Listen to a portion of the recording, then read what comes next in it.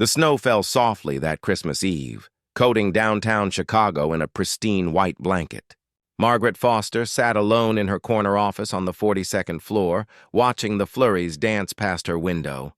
At 58, she had built an empire. Foster & Associates was one of the most successful consulting firms in the Midwest. Yet tonight, as the city below sparkled with holiday lights, her office felt emptier than ever. Margaret had everything the world said mattered. A penthouse apartment, a luxury car, respect from colleagues and competitors alike. But somewhere along the way, in building her empire, she had let the warmth slip away. Her marriage had ended 15 years ago. Her daughter lived in Seattle now with a family of her own. They spoke occasionally, but the distance between them was more than just miles. She checked her watch. 7:30. The building was empty now, everyone gone to their families, their celebrations, their lives beyond these walls. Margaret gathered her briefcase, turned off the lights, and headed for the elevator. The lobby was quiet, decorated with a towering Christmas tree that seemed almost too cheerful for how she felt. She pushed through the revolving door and stepped into the cold December night. That's when she saw her. A young woman sat on the sidewalk just outside the building, huddled against the cold stone wall. She couldn't have been more than 30, with wavy brown hair dusted with snow and wearing a thin beige coat that offered little protection against the bitter wind. Her red dress peeked out beneath the coat, as if she had started the day with hope, only to have it drain away. Margaret almost walked past, almost, but something in the woman's eyes stopped her. Not desperation exactly, more like quiet resignation, the look of someone who had run out of options. "Excuse me," Margaret heard herself saying. "Are you all right?" The young woman looked up, surprised that anyone had spoken to her. I'm fine, thank you." But she wasn't fine. Margaret could see that clearly. The woman was shivering, her hands tucked under her arms for warmth. "It's Christmas Eve," Margaret said gently. "No one should be out here alone in this cold. Have you eaten anything?" The woman hesitated, then shook her head. "Not since this morning." Margaret made a decision. "There's a cafe around the corner that's still open. Would you join me for dinner? My treat. No strings attached, just no one should be alone tonight." The young woman studied Margaret's face, looking for an angle, a trap. But all she saw was genuine concern. Slowly, she nodded and stood up, accepting the hand Margaret offered. "I'm Margaret," she said. "Emily," the young woman replied softly. "Emily Carson."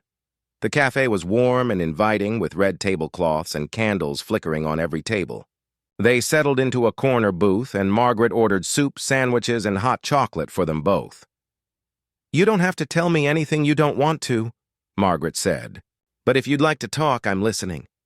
Emily wrapped her hands around the hot chocolate mug when it arrived, letting the warmth seep into her fingers. "I came to Chicago 6 months ago," she began quietly. "I thought I had a job lined up. Marketing position. It fell through the day after I arrived. I've been scrambling ever since. Working temporary jobs, staying with friends when I could. But everyone's gone home for the holidays now, and I ran out of options. What about your family?" Margaret asked gently. Emily's eyes grew distant.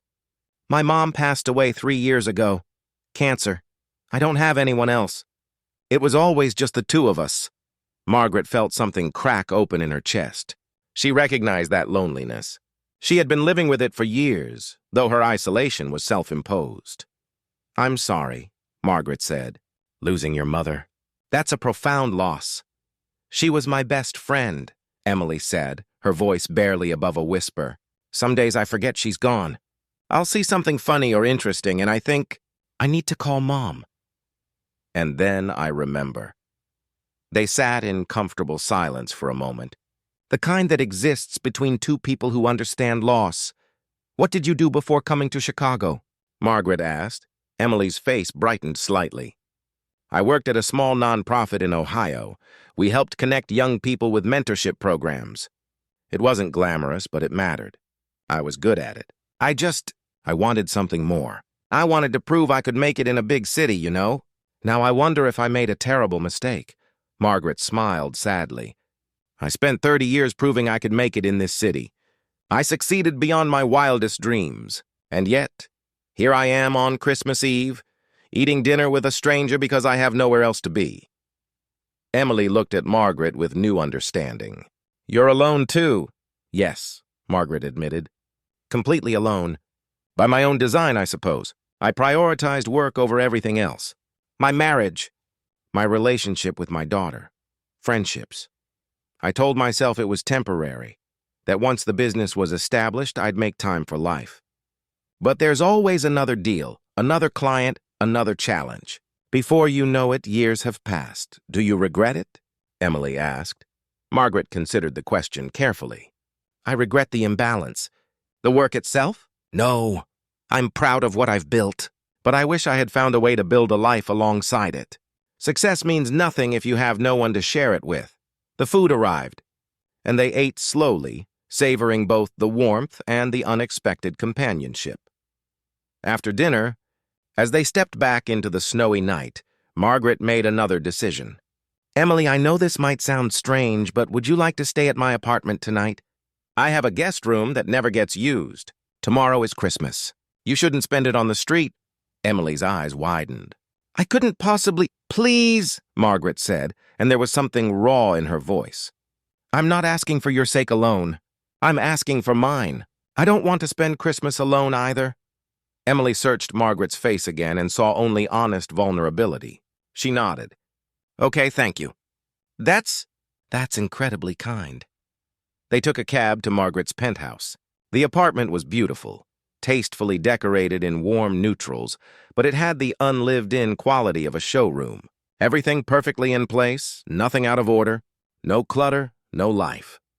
Margaret showed Emily to the guest room, brought her fresh towels and comfortable pajamas. Take your time. Make yourself at home. An hour later, they sat together in Margaret's living room. Sipping tea by the light of the Christmas tree Margaret had hired someone to decorate, but had barely looked at. Can I ask you something? Emily said. Your daughter. Have you called her tonight? Margaret shook her head. We're not close. It's my fault. I missed so many moments when she was growing up. Dance recitals, school plays, even her college graduation. I was late because of a client meeting. She's built a life without me in it. I can't blame her. It's never too late, Emily said softly. Trust me. I'd give anything to have one more conversation with my mom. Anything. Your daughter might be waiting for you to reach out. Margaret felt tears prick her eyes. What if she doesn't want to hear from me? What if she does? Emily countered gently. They sat together in silence. Two women from different generations, different circumstances, finding solace in unexpected friendship. The next morning, Christmas Day, Margaret woke to the smell of coffee brewing. She found Emily in the kitchen, having figured out the complicated espresso machine. Merry Christmas, Emily said with a shy smile. Merry Christmas, Margaret replied. They spent the day together. Margaret pulled out photo albums she hadn't looked at in years, showing Emily pictures of her daughter, Sarah, at various ages. Emily talked about her mother, sharing memories that made them both laugh and cry. In the afternoon, Emily helped Margaret prepare a simple Christmas dinner. They worked side by side in the kitchen, and Margaret realized she couldn't remember the last time her home had felt this alive. As they sat down to eat, Margaret raised her glass. To unexpected blessings, and to kindness from strangers who become friends. Emily clinked her glass against Margaret's. To second chances. After dinner, Margaret did something she hadn't done in years. She called Sarah. Her hands trembled as she dialed. Mom? Sarah's voice came through, surprised. Merry Christmas, sweetheart, Margaret said, her voice thick with emotion. I know I have no right to intrude on your day, but I wanted you to know I'm sorry. I'm so sorry for all the times I wasn't there, and I'd like to try to change that if you'll let me. There was silence on the other end, then Sarah's voice, softer now. I'd like that too, Mom. I really would. They talked for over an hour, the longest conversation they'd had in a decade. When Margaret hung up, tears streamed down her face, but she was smiling. Emily hugged her. See?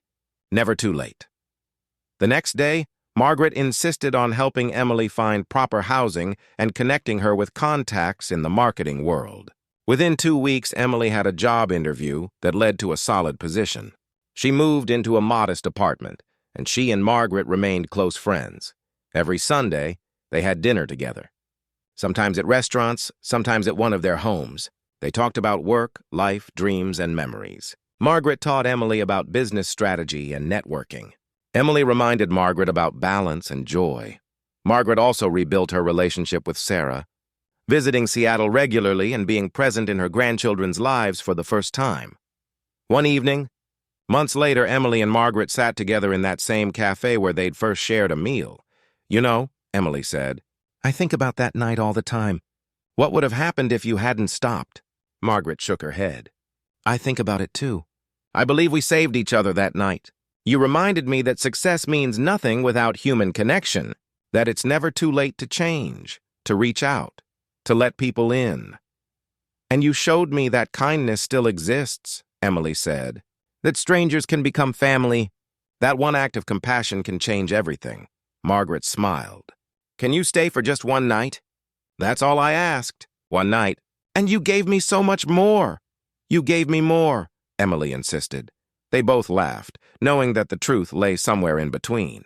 Two lonely souls crossing paths on a snowy Christmas Eve, finding exactly what they needed in each other. Sometimes the greatest gifts come in the simplest packages. A meal shared, a listening ear, a warm place to stay, an invitation to be seen, to be valued, to belong. That Christmas Eve, Margaret learned that the empire she had built meant nothing compared to the human connections she had neglected. And Emily learned that even in your darkest moment, when you've run out of options and hope seems distant, kindness can appear where you least expect it.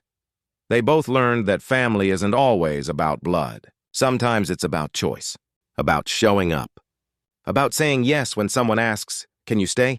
And sometimes the answer to that question changes everything.